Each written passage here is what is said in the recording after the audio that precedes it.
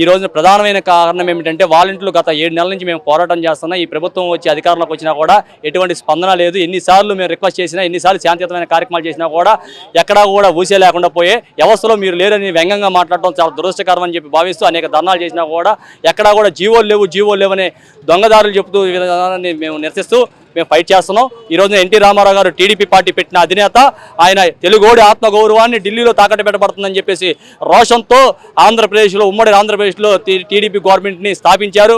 వాళ్ళ తిరిగి యువతరాన్ని తీసుకొచ్చి రాజకీయ చైతన్యం తీసుకొచ్చి రాజకీయంలో తీసుకొచ్చి ఎంతో మందికి రాజకీయ భిక్ష పెట్టిన వ్యక్తి టీడీపీ పార్టీ. ఆ మాటిస్తే నిలబెట్టుకునే పార్టీ అనే ఒక ముద్ర వేయగలిగారు. 2 రూపాయలకి పేదవాడు కిలో బియ్యాన్ని 2 రూపాయలకి అందించిన ఘనత ఎన్టీ రామారావు గారిది. మద్యపానం నిషేధిస్తానని మాట ఇచ్చి మాట నిలబెట్టుకోవడంలో ఎన్టీ రామారావు గారు నిలబెట్టుకున్నారు. అది టీడీపీ పార్టీ అనేది మాటిస్తే నిలబెట్టుకుంటామనే ఒక వాగ్దానం, టీడీపీకి ఉన్న హక్కు అది.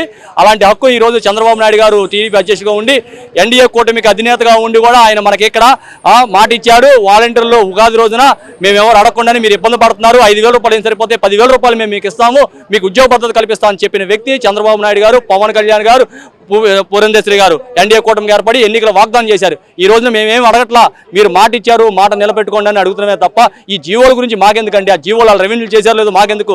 రెవెన్యూ చేయకపోతే మీరు జీవోలు పెట్టండి.